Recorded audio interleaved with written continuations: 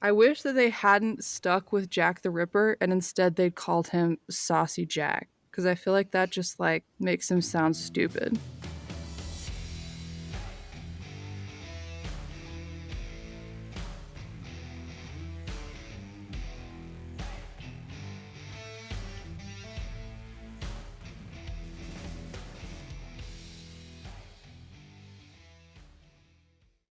Hi, I'm Lila, And I'm Chansey. and this is for Criming Out Loud. Welcome in to another episode. To episode 2 of the Jack the Ripper stuff. Jack That's the what we're talking Ripper, about today. PT2. PT2. I'm sure people will understand what that means somehow. We're just going to jump right into it today because it's going to be a little bit longer of an episode. So we're not going to do a bunch of chatting at the beginning. No small chat today. None of that. Yeah. Sorry if you like it. Most people don't. So I feel like we're actually doing you a favor. So today we're going to finish talking about the Jack the Ripper case. Last week we talked about the 5 known Jack the Ripper victims. So we talked about Marianne Nichols, Annie Chapman, Elizabeth Stride, Catherine Eddowes, and Marianne Kelly. And we talked about how they died and all the stuff that happened to them. All 5 of them had their throats slashed, which is really terrible. And 4 out of the 5 of them had been mutilated. So today we're going to talk about the investigation and potential other murders linked to Jack the Ripper case and suspects. By the way, that last victim has haunted me throughout the week. The I've Marianne been Kelly, oh I my haven't been able to gosh, stop thinking about it. that is It's terrible. so horrible. And like I do with really truly horrible cases, I feel like I've already had to start erasing it from my brain. I'm like, oh yeah, didn't hear it. I didn't hear it. I don't know what happened to her anymore. exactly. I just erased it from my brain. No, when I started doing the research for this second part of the episode, I honestly couldn't remember like what I'd already researched because my brain just like Click, it was blank. gone. It's like, you don't want to know that anymore, so goodbye. And I was like, oh great, I don't know. So if there's any repeats of information, that's because my brain was too horrified to keep information from last week. So here we go. It's a bit intense. After the first murder of Marianne Nichols, detective inspectors were sent from Scotland Yard's central office to investigate. And this was just like the first wave of investigators. Throughout the case, there were like tons and tons and tons of detectives that were sent to investigate from different, I don't know, agencies isn't the right word, but from different organizations and government agencies and things. So there was like every time I did research, there was a new detective and a new article talking about something else. And so I'm not gonna name a lot of names. But one of the main detective inspectors was Frederick Aberline. His name gets brought up a lot. And he was one of like the most important investigating officers on the case because he had spent like 14 years as a detective in the Whitechapel area before he'd been promoted the year before these murders happened. So he was really familiar with the area. He was familiar with like the people and the crime organizations in the area. And so he had kind of a leg up on the investigation. Not that it really did any good, but he gets mentioned a lot. So around the time that Frederick was assigned the case, which was early September of 1888, police started questioning sex workers in the area, and they'd come up with a potential suspect. And this suspect was a man that the women in the area called Leather Apron, which we talked about last time, and I had no idea why he was called Leather Apron, and this is why. These women, there was a man, he was always around, hanging out, and he was wearing a leather apron. And Imagine so that. the sex workers in there called him Leather Apron. It's a little bit on the nose, but that's what they called him. And the woman that the police interviewed said that this Leather Apron fellow was basically running an extortion ring where he was threatening these women. He was threatening to kill them Oh, wow. if they Yeah. didn't give him their money. Okay. So, a really garbage person. And he specifically threatened to, quote, rip them open if he didn't get money Yeah, from them. oddly, like, on the nose. Yeah, I mean, a little bit on the nose. So, obviously, police were like, this seems like an interesting lead. At this point, they don't know who Leather Apron actually is. This is just a man that these women have seen in the area. And then Annie Chapman is murdered. Like I said, they find the Leather Apron and they get another public sighting of him, and they're able to track down this Leather Apron person. And his name was John Pizer, and he was arrested because they knew that he was Leather Apron. But unfortunately, John Pizer was able to give a super strong alibi about where he was during both Annie Chapman and Marianne Nichols' murders. And so they had to rule him out as a suspect, which isn't great at all. It's too bad. Seemed like it could have been. Seems like it could have been. Wouldn't that have been nice? This story could have ended right here, but it doesn't. Um, so they didn't have any solid suspects now. So more police officers are like sent into the area, tons of them. The streets are flooded with police. And they're trying to calm the public down because now that people think that there's a person of Jewish descent killing people in the area, there's like full on racial dissent happening in Whitechapel. And they're trying to restore order. And it's not working super great. But what it does do is kind of dissuade the killer from killing. So after Annie Chapman's murder, there's a pretty big break because people believe because there was a lot of police on the streets right after her murder, Annie Chapman's murder. So that's interesting. On September 10th of 1888, there was a local group of businessmen who formed something called the Mile End Vigilance Committee.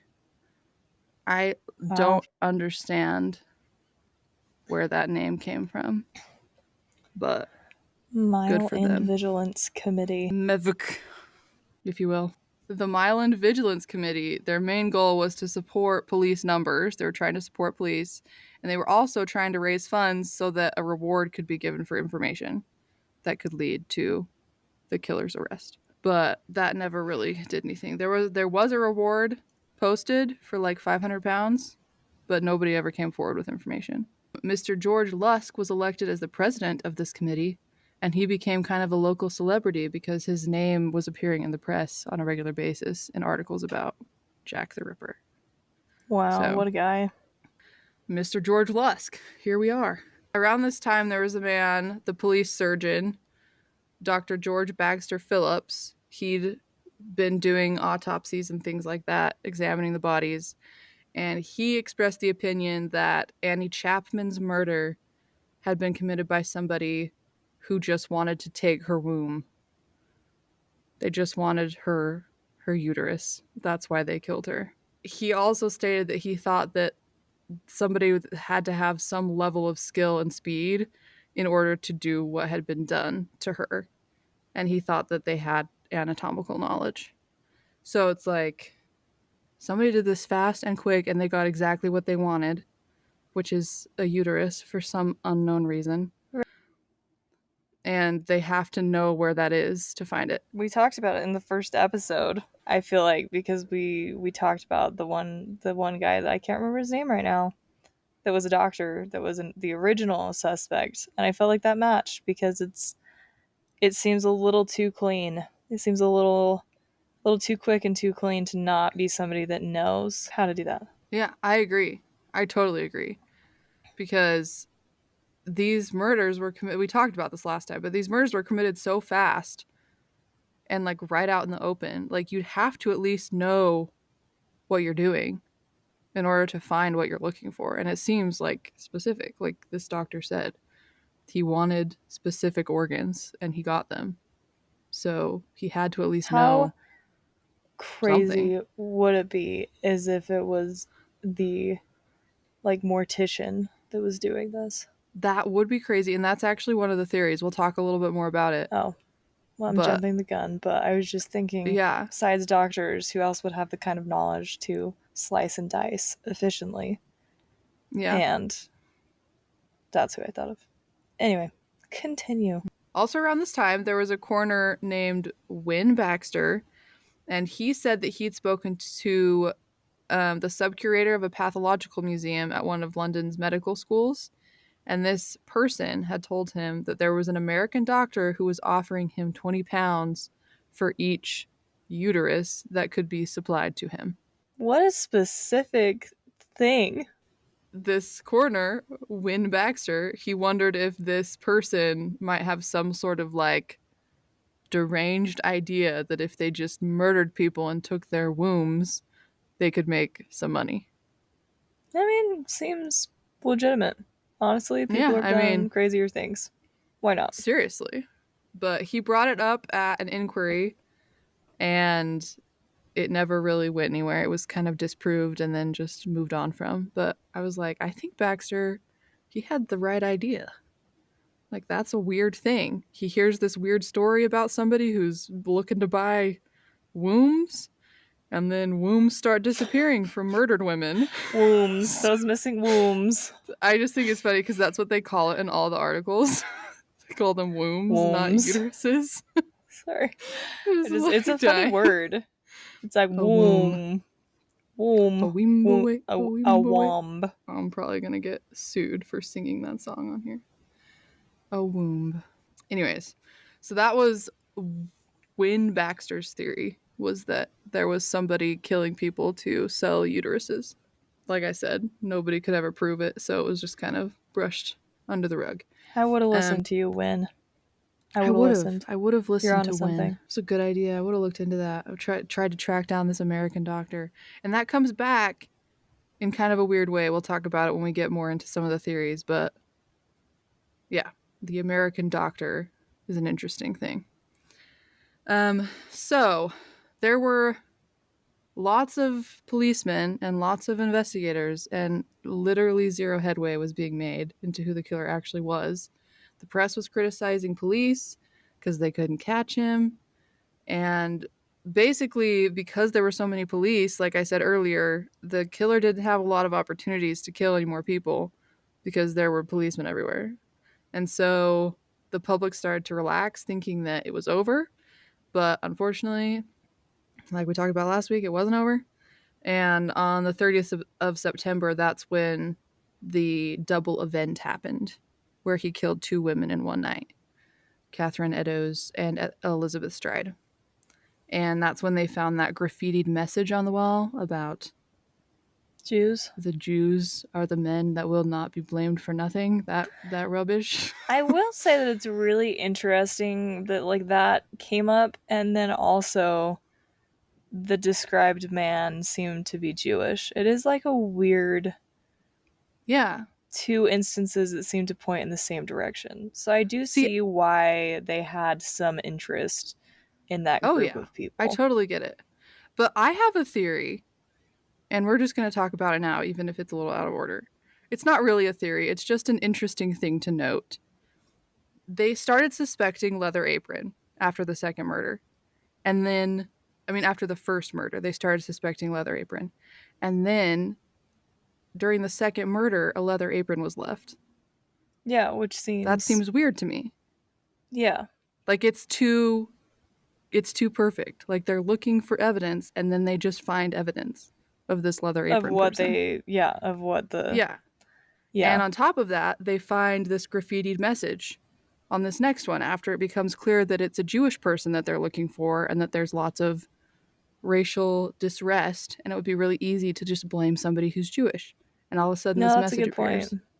Yeah. It's like, I hadn't really thought about the timeline to notice that, but it makes it seem like somebody close to the investigation was doing this. And on top of that, this is my theory. I think he might have been a police officer, if I'm going to throw my hat in the ring.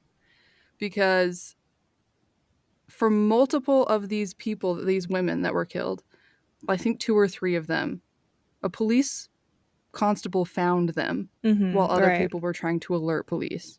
Like, before anybody told anybody, oh, this person is here, a policeman stumbled upon them. And that's weird to me. Which is odd. Yeah. I mean, yeah, it's not that weird when you think like police are walking the streets and these women were killed on the streets.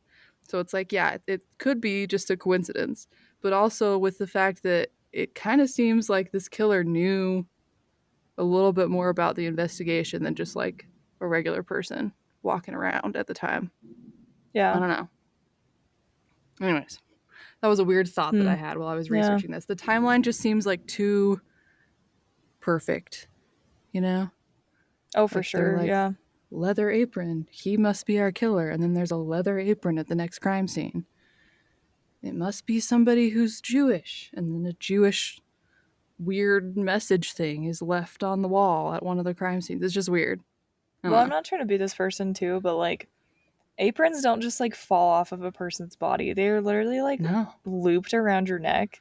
Even if they become untied, they're not just gonna fall off your body right next to the You crime have to scene. take it off.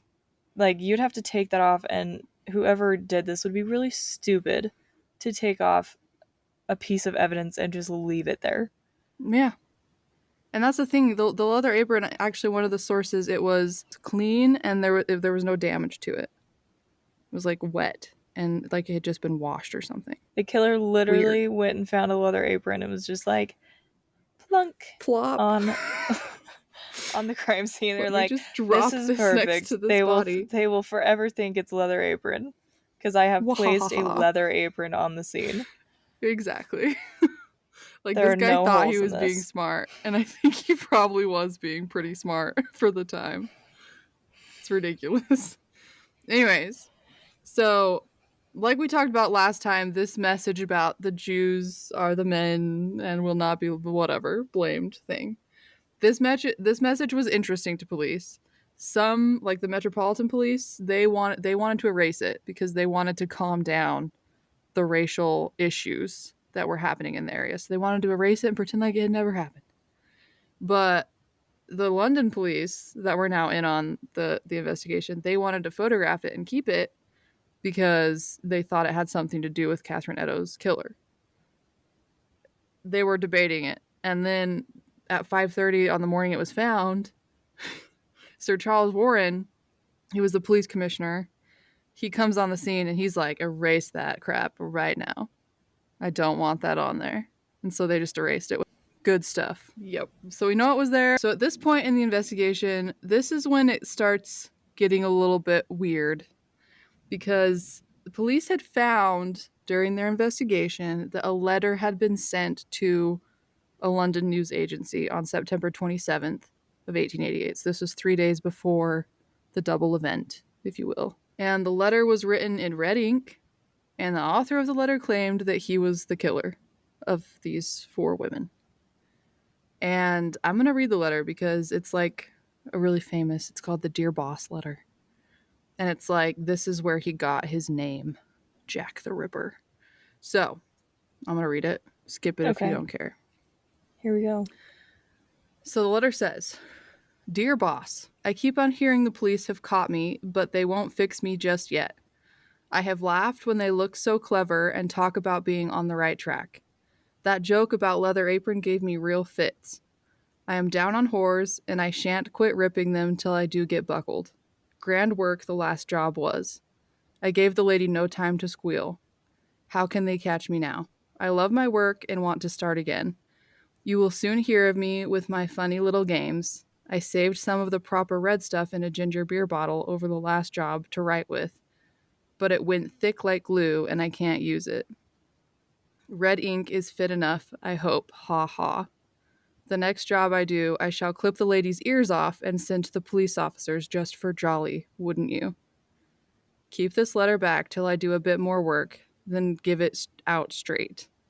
My knife's so nice and sharp, I want to get to work right away if I get a chance. Good luck, yours truly, Jack the Ripper. Don't mind me giving the trade name. P.S. Wasn't good enough to post this before I got all the red ink off my hands. Curse it, no luck yet. They say I'm a doctor now? Ha ha. Okay. So, Um. that's the Dear Boss letter. Lot to unpack there. Well, my initial thing about these letters, and we ran into this in the other case with the letters. Zodiac Killer? The Zodiac Killer, thank you. Since, yeah, that left my mind. Anyway, it's like, there's no way to, like, prove who wrote it, right? Yep. There's no way that you can actually say that that was the murderer. Could have been anybody because he only really cited information that the public knew. Exactly. So who's to say that that is him and not just some weirdo? But it was pretty intense. I mean, Yeah. it's pretty intense. I mean, for sure. Like you said, there's nothing in there that wasn't public knowledge that he couldn't have figured out just by paying attention to newspaper articles and talk on the streets. So I don't know. I mean, the tone of this letter is like super disturbing. He's like laughing and mocking the situation, which is not cool. Right.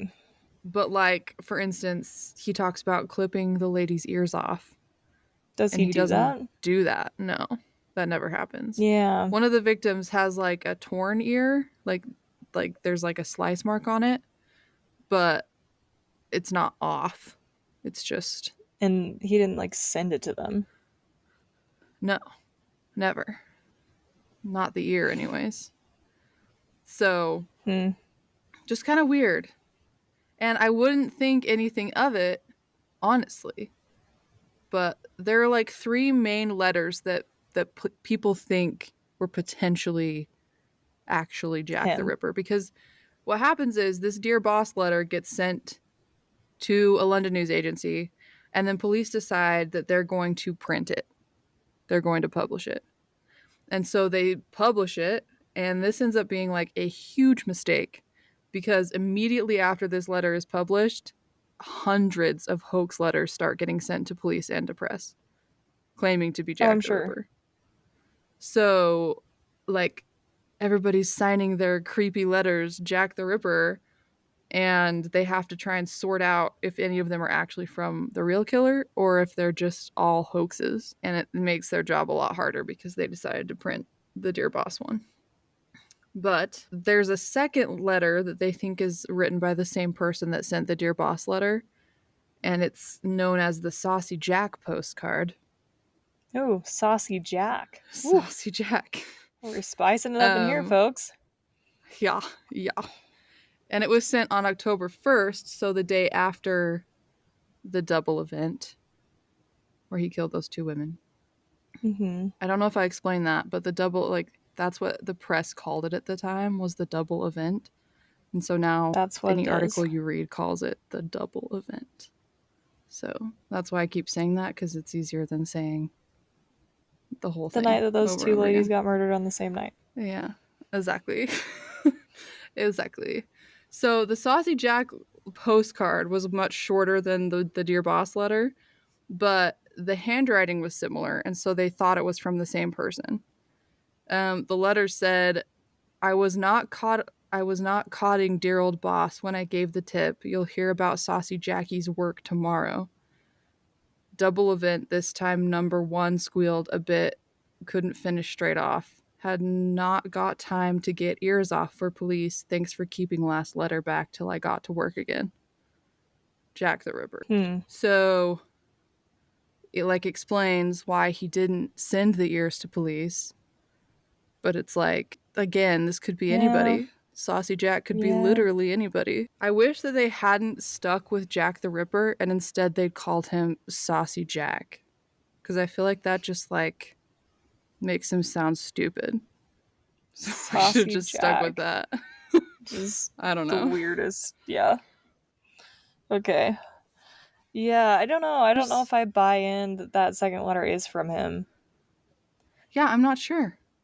Because anybody, The like, they published the first grammar, one. the grammar of it sucked. Yeah, I had a hard time reading it in case you couldn't tell. And so did the first one though. The first one's was kind It of wasn't great. weird. Like the construction of the sentences was kind of weird Yeah. in both. But that So also I can just might be, it was see, like 1888. yeah, I don't know. I can see where they're coming from, but I don't know. Hard to say. Yeah, and it's like literally anybody could have written, like, because they published that first letter. Or if they just kept it to themselves and they got another letter, then I'd be like, oh, it probably is Jack the Ripper because nobody knew about these letters. But they published the first one, and so there's no way to know if it was the same person. But they thought that it might be because the handwriting was close on both letters. They thought they were similar. So Okay. that's why those two letters are thought to potentially be Jack the Ripper's actual communications with the public. And then the last of the famous letters is called the From Hell letter. And this one's different than the other one. So I don't know. I don't honestly, actually, I do know. I do know why it's lumped in with these. I'll tell you. This letter was sent to Mr. George Lusk, remember the president of the Mile Mm-hmm. End Vigilance Committee. And it Right. was sent in mid-October of 1888, so a couple weeks after the second letter. And the letter was basically the same thing, like taunting people about the murders. But what was different about this letter was that there was half of a kidney sent with this letter. Half of a human Oh, kidney, that which makes it to seem a little bit me, more believable. yeah. I was like, I don't know how hard it is to get your hands on black market organs back in Whitechapel in 1888, but I just don't think a lot of people have access to that. And it's weird to me because kidneys were specifically the killer took kidneys from his victims. They were That was one of the, specifically the organs taken. that he specifically took in. Yeah. That he specifically took. He had He taken, took yeah. wombs and he took kidneys. And Yeah. it's weird that half a kidney was sent in this letter. And And it was obviously like the author, 100% human. yeah, it was examined and it was a human kidney. And obviously Hmm. the author claimed that it was from one of the victims. But Okay. like I mean, there was yeah, you have to no, believe something's going on there. yeah, that's weird. I mean, either somebody like police thought it was a medical student or something playing a hoax. They didn't think it Yeah, it could was have from been. Jack the Ripper. And it could have been. Totally could have been. And it sucks because it was 1888 and so they had literally no way to forensically figure out if it was Analyze from it. one of the victims. Like Yeah. today, it would be super easy to figure out if it was from one of the victims or not. You can just use DNA and figure it out. But not back then. There was no way to tell. So, after these three letters were sent, there were lots more received, but people tend to think that these three were the only ones that were actually potentially from Jack the Ripper. But that's where Jack the Ripper got his name. So, these letters, whether I they hate the were. killers that name themselves. It's the stupidest thing. Why do we let them get away with that? This guy is like an old timey Zodiac killer. Like, it's the same Right, vibe. yeah. He's just like, if Mm-hmm. it is him, he's like taunting police. If not, some random Joe pretending to be the killer named him Jack the Ripper. So that's a whole different thing. But it's like, why are we giving them cutesy little nicknames? Why don't we just like give them mean names? Something horrible that makes them sound like an ogre.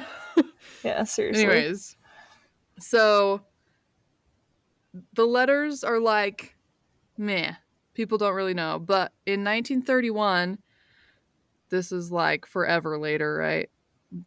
A journalist named Fred Best, who was a journalist at the time that the murders were happening, he confessed on his deathbed that he wrote the letters to keep business alive back in the Jack the Ripper days, and that he was responsible for at least two of the letters that were sent. Well, that makes sense to me. That's what police thought at the time. They thought it was a journalist just trying to like cause a public frenzy, and this guy said that it was. Obviously, there's no way to know if his confession was genuine or not, but I don't really know what reason he'd He'd have to have to lie. lie. Yeah, like Yeah, why be like, yo, it was me. I made it up. Doesn't make any sense. Yeah, I don't Okay. know. So maybe they were Um, fake. yeah. Another random side note is that the Dear Boss letter was actually stolen from police files at the time. Um, they think it was probably like a police officer investigating and they took it as a souvenir or something. But the Dear Boss letter was mysteriously returned to police like 100 years later in 1988 by a random What? anonymous party. Yeah, so it Somebody went like, missing, and then somebody like grew a conscience 100 years later and gave it back. well, within 100 years, it would have been passed to somebody else at that point.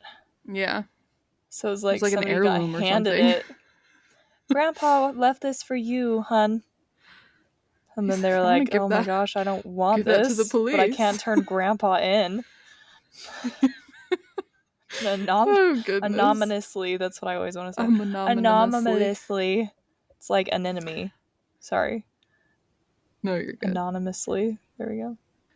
After the murder of Marianne Kelly, the final of the 5 confirmed Jack the Ripper deaths, there were some other mysterious, suspicious deaths in the area that ripperologists, that's what they call themselves, Oh, people that wow. study this case, they're so special.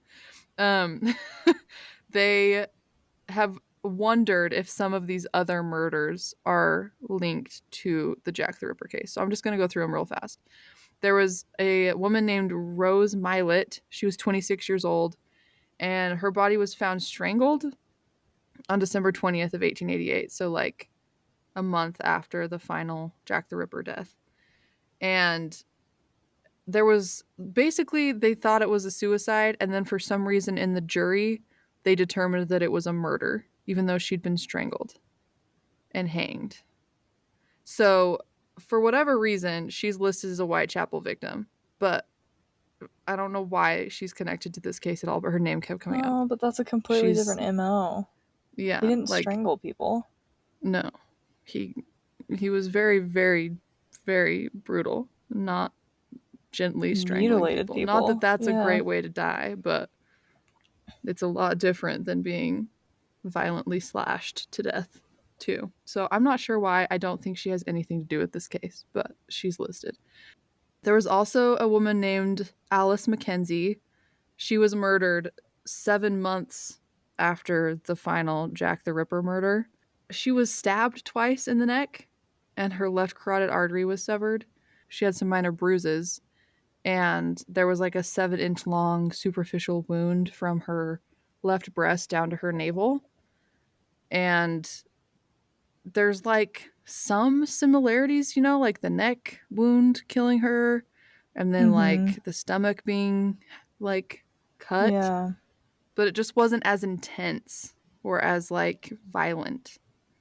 And so some of the pathologists that worked on the Jack the Ripper stuff thought that she was a victim of his, but most people didn't think she had anything to do with Jack the Ripper. But there are some interesting parallels. Like, Right, yeah. I mean, you I can know, see both sides. yeah, could be. Just doesn't seem like, it seems like Jack the Ripper was escalating, and it seems like that's a major de escalation from his last victim, and it was like 7 months Right. later. So it's just weird. I don't Yeah. think so. This third murder, I think, is like out of all of these 5 other murders, is like the only one that might actually be Jack the Ripper, but I don't think so at the same time. Anyways, this was September 10th of 1889, so a year after Jack the Ripper's final murder. And basically what happened was a decomposing headless and legless torso of a woman was found on Pension Street in Whitechapel. So literally just the torso of a woman was found. She was 30 to 40 years old, same coloring as the victims from Jack the Ripper's case, but they No. had no way to identify her because she was missing her head. Could they tell how So long she'd been dead for? she'd been dead, they thought, just for like 24 hours. Oh, so it was fresh. It was like a fresh kill and left on the street. So the reason I say that I think it might be is like either it's a major escalation from his last killing a year late, like a year earlier, or it's just some random person trying to hide the identity of somebody that they killed. I don't know. Right. But it does seem super brutal and graphic, which sort of lines up with the Jack the Ripper murders. Yeah. Yeah, no, I would But agree that that seems a lot more believable out of all of them. yeah, it's a weird one. It's also just weird because she was just found on the street. Like they didn't try to hide her body anywhere. She's just found laying Right. there. Yeah. So, anyways, some weird parallels there. And then the last murder that they think could have been Jack the Ripper was a 25-year-old prostitute named Frances Cole. She was found lying on the street at Swallow Gardens in Whitechapel. Her throat had been cut, but her body was not mutilated. So it was like, again, there's some interesting parallels, but her body hadn't been like mutilated in any way. So it's like, meh, not It's also sure. hard though because if he had been interrupted, I mean, he did that once I mean, yeah, before. yeah, he did. He did do that. So it's possible. But it is weird because this one was in 1891. This was like 3 years later. Mhm. So Yeah. it does seem weird. If, in my opinion, if Jack the Ripper was going to keep killing, he wouldn't have just stopped and then like done less intense versions of the murders he'd committed. I don't know. It just doesn't make sense to me from like a Yeah, the only thing that I could think about though is just like maybe he did do the really brutal one where they only found her torso. Maybe he was gonna do something similar to that again, but got interrupted. And maybe it is him. I mean, that's the only way that would work. That's the only way it could be him. Because I agree. I don't think he's gonna de-escalate. I don't think he's just gonna suddenly start strangling people and call it done. yeah, that's true. But the throat slashing and the prostitute, like Yeah, that seemed part of it is very similar. yeah. So I don't know. I don't know. And when this one was weird because when she was found, she actually wasn't dead yet. Oh gosh, So they tried to get it's her medical terrible. help, but she died before she could get any help. So, anyways, yeah. So that one's weird. So those last two, the torso and then Francis Cole, like those two seem like potential victims, but But I guess I didn't ask this when you were talking about the torso. Was she like cut open? Did she have things removed from her? no. No. So, yeah, that one's weird. So, at the time that all of this was happening, the original murders and then the following years, like investigations were still being done and there was a lot of theories about suspects and people that could have been responsible for this. One of the theories that I saw was that it could be gang related. There was a lot of violent gang crimes going on. For instance, there was a woman named Emma Elizabeth Smith who had been like violently assaulted and robbed. Um, and this was like 6 months before the Ripper murders happened. And Okay. she had been like brutally sexually assaulted with a blunt object.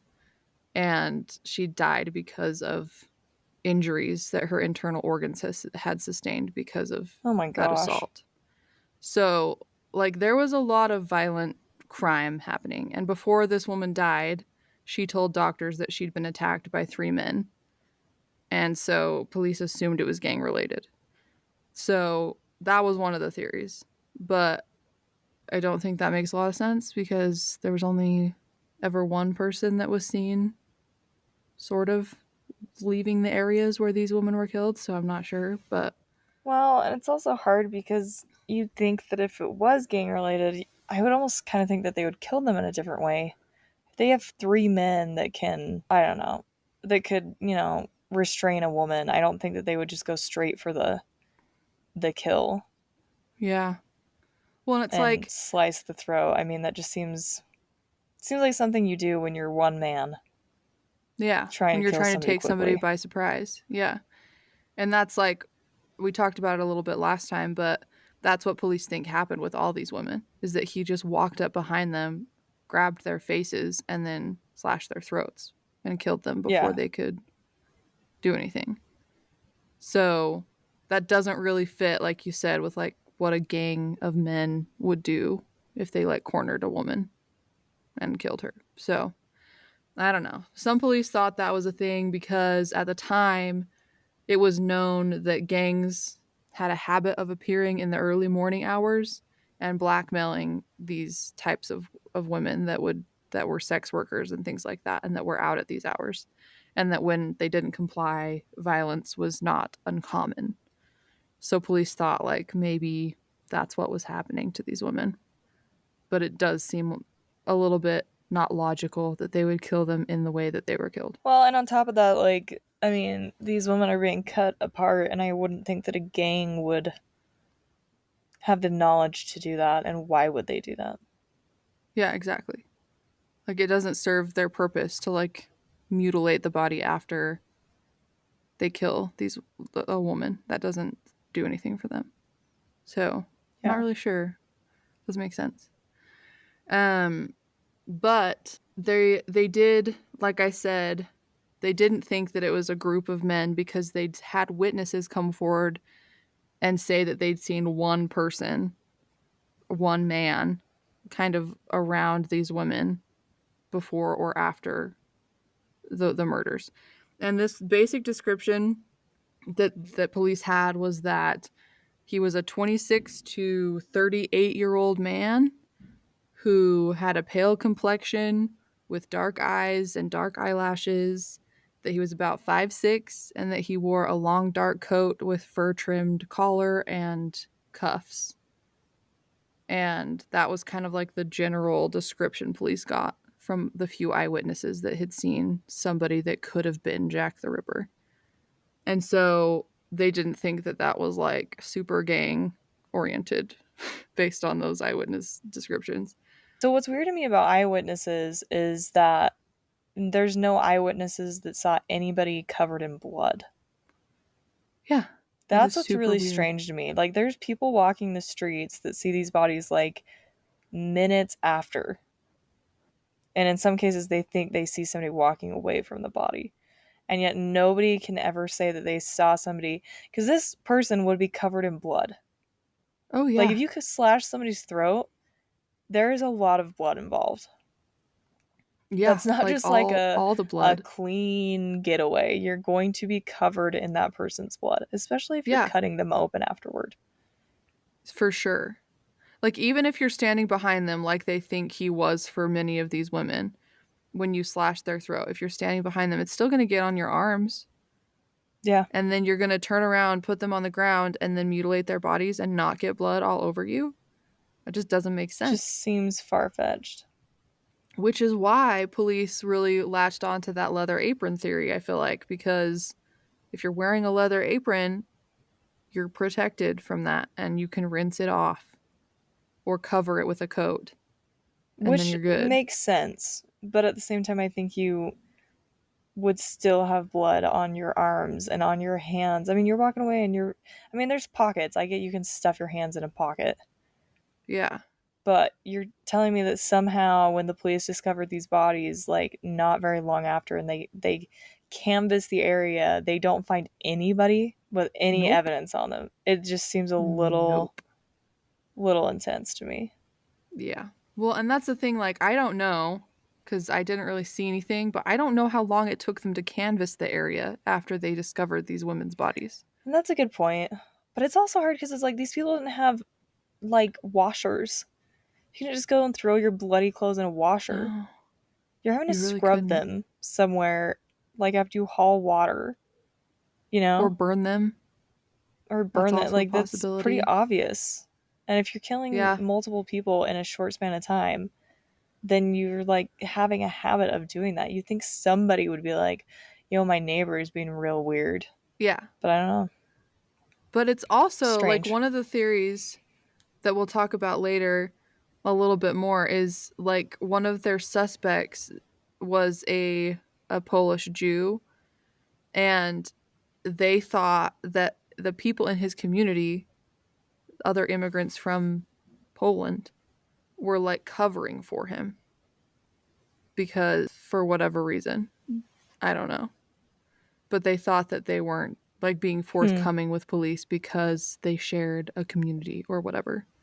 So that was like one of the things police thought, which I'm not I sure guess if I could that's a see thing or that, not, but but it's I don't possible. feel like any. I feel like any community would really hide somebody doing that horrific of crimes.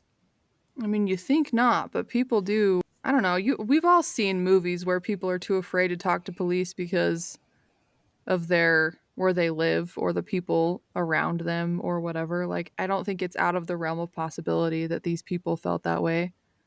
Like, Yeah, that they were afraid to go to police or felt threatened because potentially maybe they by would this be the person next if they did victim. know who he was. Yeah. Like, Yeah. that's not out of the realm of possibility for me. I feel like I'd be scared if this I knew who Jack the Ripper was and I was like, yeah, no, I'm not dying for that.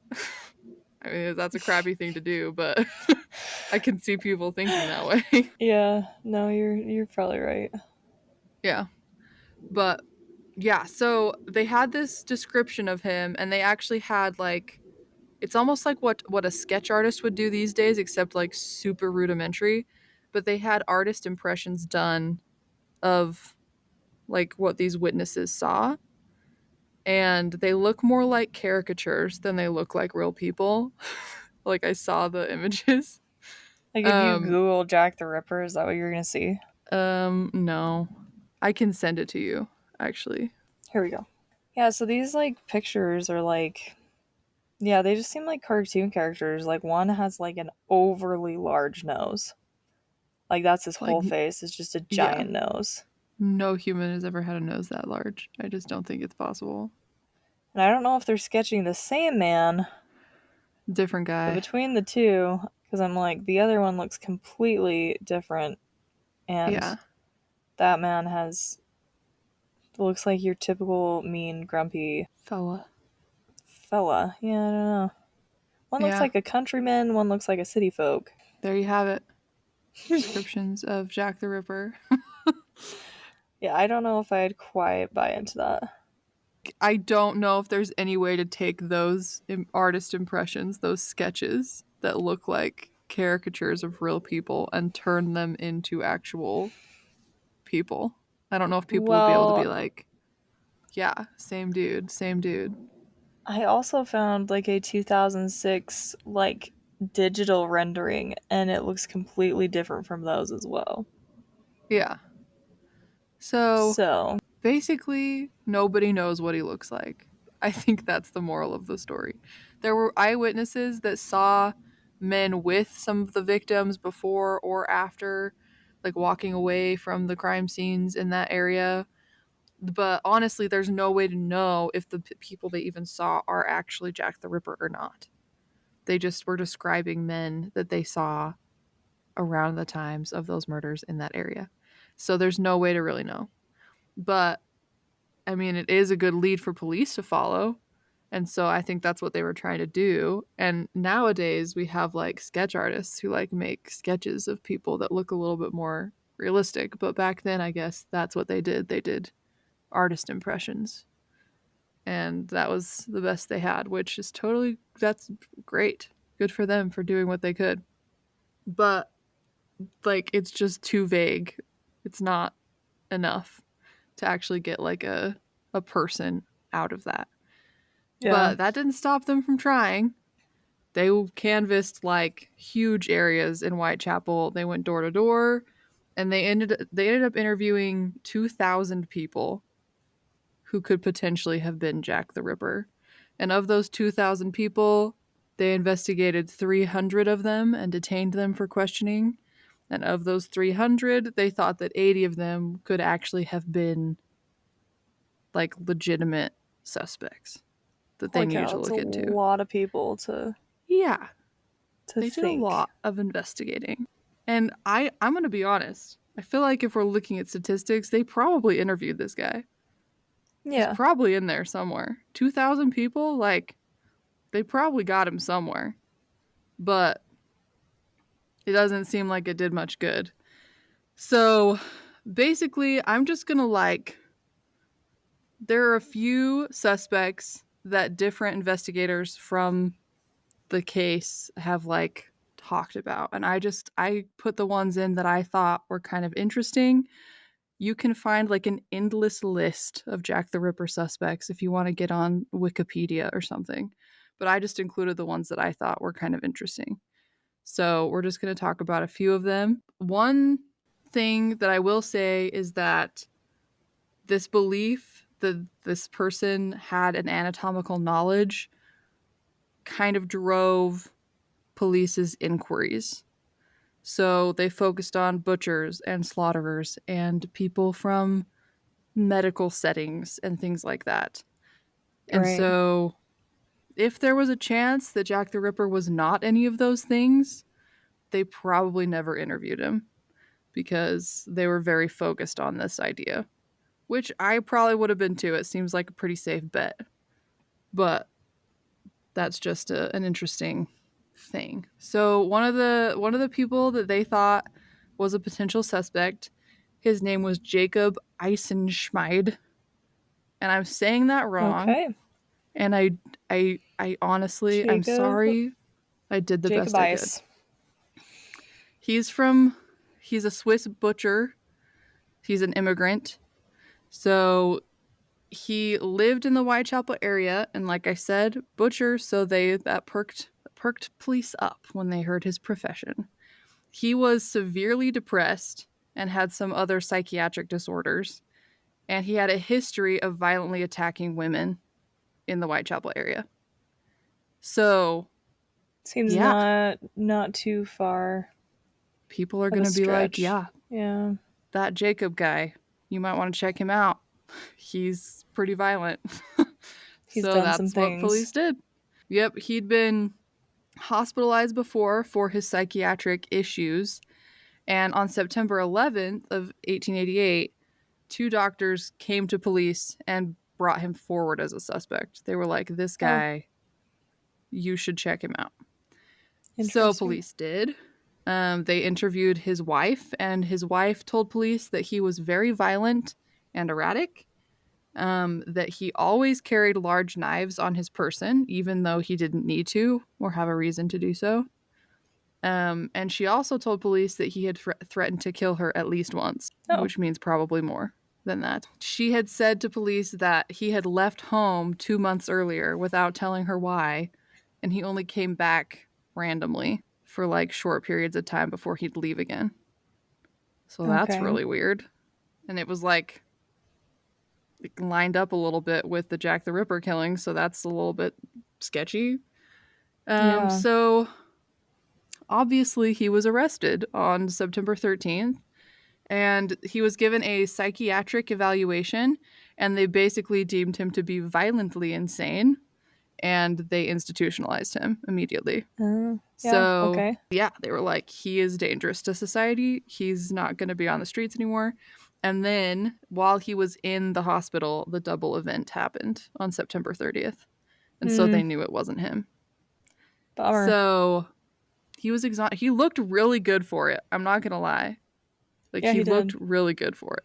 But It seemed like it could it be. wasn't The him. only thing I'm gonna say is like I get butchers like butcher animals, but the anatomy of a human is very different, is it not, from the anatomy of like a cow? I would say yes, for sure. But it might give them the confidence to like know how to cut into somebody. You know what I mean? They may Yeah, not know what I they're guess you're right. looking for, but they may have less hesitation if they know how to cut into things. You Hmm. know what I mean? Okay. Okay. Well, I don't know. bummer. Anyways, Wasn't him. so that's He's Jacob just crazy. Eisenschmeid. Yeah. I'm saying his name like as German as I possibly can. I know he's Swiss, but it's not right. Yeah, I just I don't don't know how know to how say to. it. Well, it's probably a good thing they got him off the streets. He probably was gonna Yeah. kill somebody at some point. So Yeah, I mean, most likely it seems like he wasn't well. So yeah, Jacob was not the killer. So then they moved on to other suspects. There was a man named George Chapman. That wasn't his given name. He was from Poland, and I can't pronounce his actual name. So he changed his name to George Chapman, and I'm going to go with it. He's not related to Annie Chapman, the second victim, just in case people are wondering. But like I said, he was a Polish immigrant. He moved to the Whitechapel area shortly before the murder started, and he worked at a barber at the time, so he wasn't one of the professions that the police were looking into. But the reason people think he may have been the killer is because he actually killed 3 of his wives and became known as the Burrow Poisoner. Whoa. So he was actually a serial killer. He just, But not Jack the but Ripper. I don't think he was Jack the Ripper because poison is like a very passive way to murder somebody. Yeah, that's like, I don't want to get my hands dirty, but I don't want you Yeah, alive. exactly. It's like, you should not be in my life anymore and I want to get rid of you, but I also don't want to actually do any dirty work. That was like the exact opposite of Jack the Ripper's entire thing. Oh, So yeah. some people think it was him. The reason I bring him up is because Detective Frederick Aberline, who's like the one of the big names in the case, he favored George Chapman as a suspect. He thought that George Chapman was like potentially Jack the Ripper, so that's why I bring it up.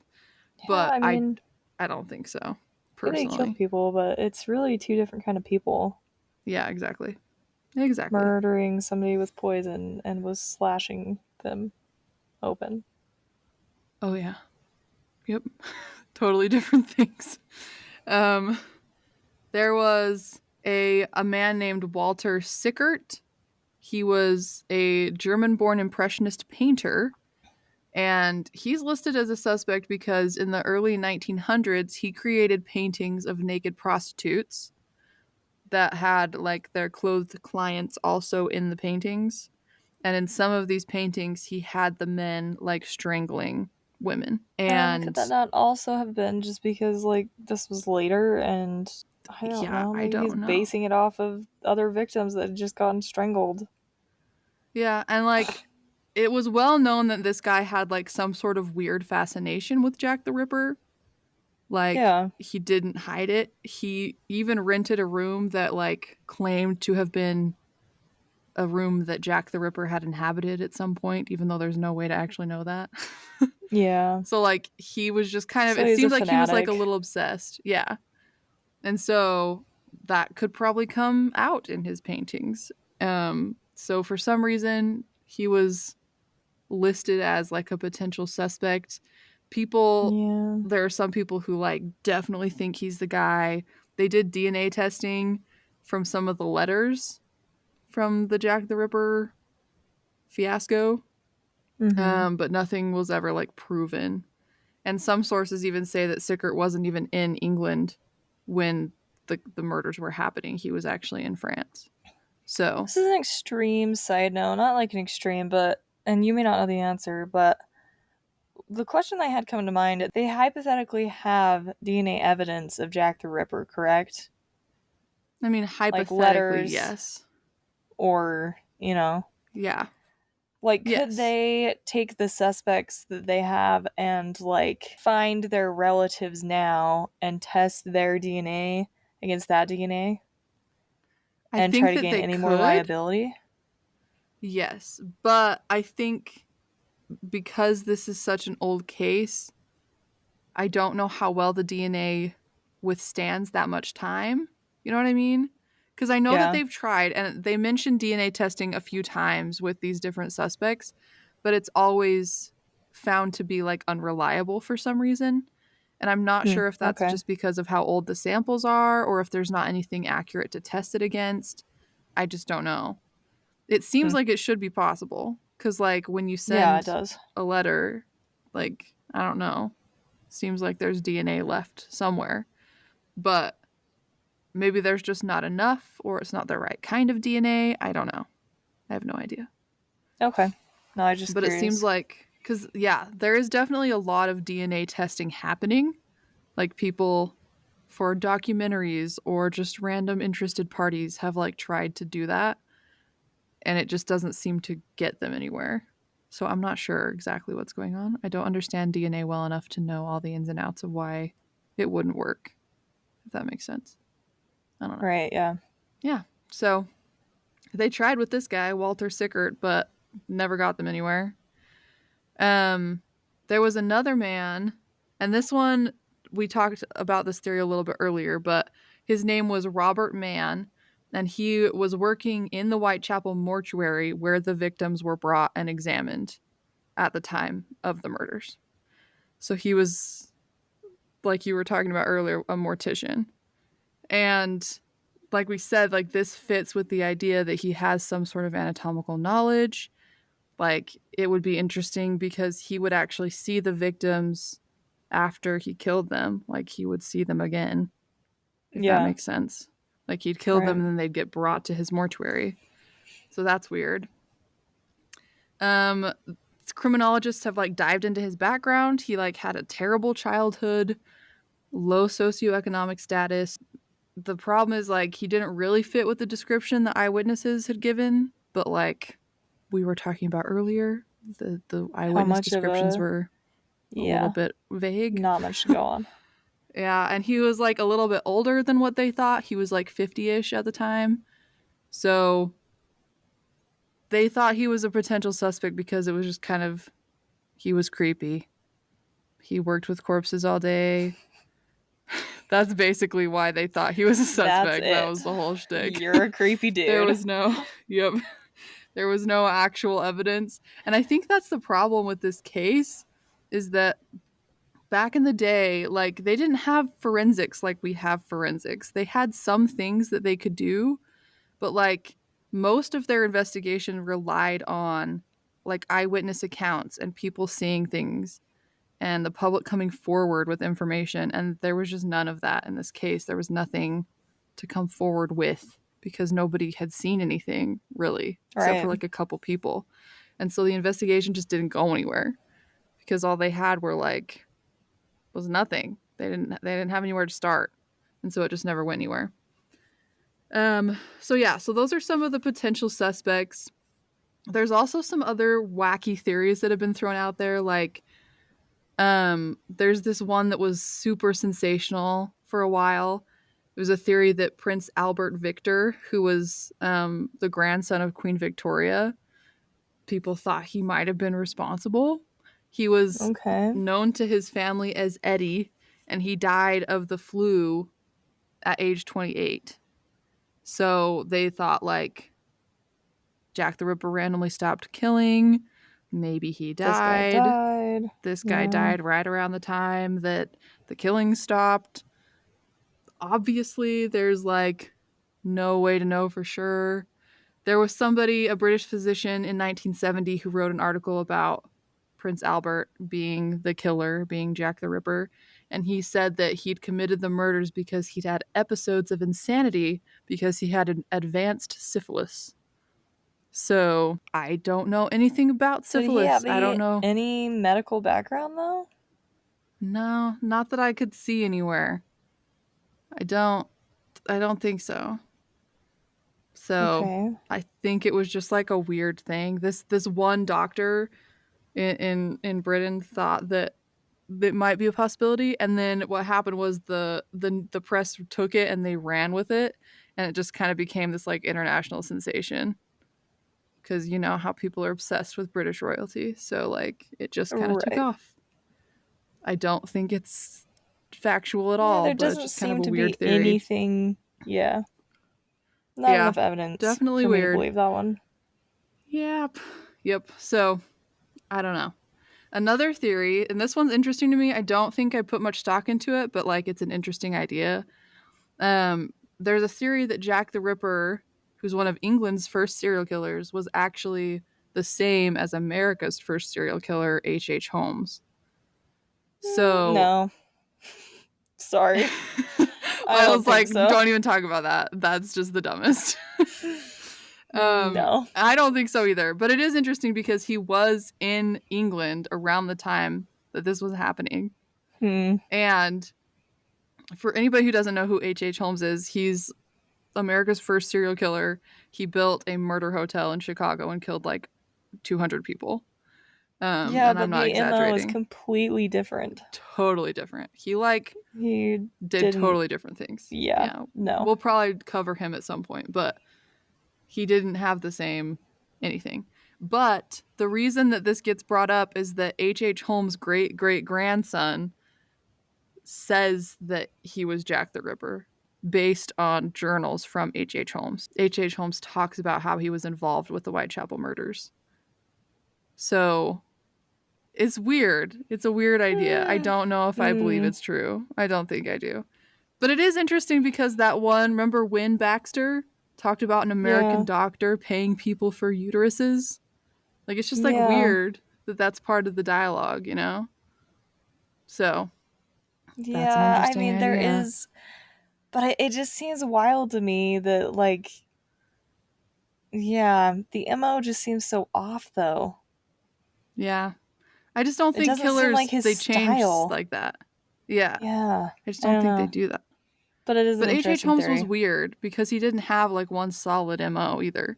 That's true. He did like a bunch of different stuff. So I think that's why people think it might be a possibility. But maybe he was just in cahoots. Maybe he like knew who Jack the Ripper was. I don't know. Also, would he not want to claim that credibility? I mean, you'd He think was so. crazy. He was crazy. I mean, you'd That have would to not be, surprise me if he was like, yeah, I want to claim that. That was all me, basically. folks. Whatever. That was me. I'm That Jack the guy. Ripper. You'd think, but you never know. People do weird things and psychos do even weirder things. So It's a we'll never know. possibility. But okay. But yeah. Anyways, so those are some of the theories. Basically, the gist is like there just wasn't enough evidence or technology available at the time for it to really go anywhere. And so it's become this sensationalized, like literally everybody has heard of Jack the Ripper. They may not know the details, but they know who he is. Some people have thought that maybe it was a woman. Maybe it was Jill the Ripper, if you will. No. So, yeah. I've thought, like I said, I think that it could have been a policeman. I know that the anatomical knowledge thing is kind of off, but like maybe it was like a coroner or somebody who was working with police at the time. That's what I think. I Something like really that. do. I think that they were pretty close to the case, and that's why nobody ever Yeah. found them. I feel like they had insider information and they were smart enough to try and lead the investigation Like, away away from from them. them. Yeah. So that's my theory if I'm going to throw my hat in the ring on this one. But I agree, but I mean, H.H. Holmes is an interesting theory. I wouldn't, like, completely discredit that. It's just a little far fetched to me. yeah, But I mean, maybe. stranger things have Maybe. happened, I guess.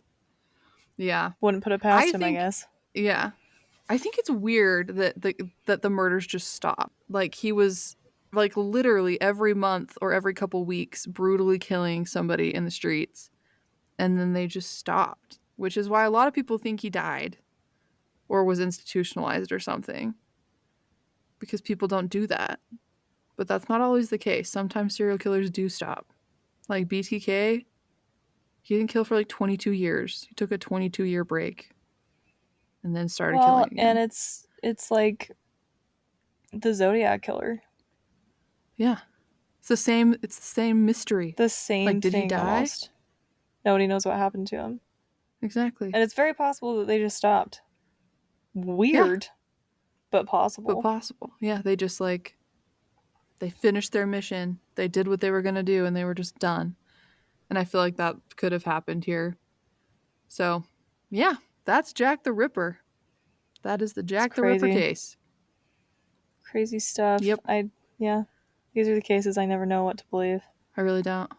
I'd love to hear your guys' theories, anybody who's listening out there, because I bet you have some interesting ones that I haven't thought of. But yeah, Yeah. Send us a message if you have evidence. If y'all have evidence out there that leads you to believe one or the other, send it our way. I'm curious. yep, please do. Tip of the week: don't be one of those jerks that pretends to be a serial killer and writes to the press pretending to be a serial killer. Amen to that. Stay frosty.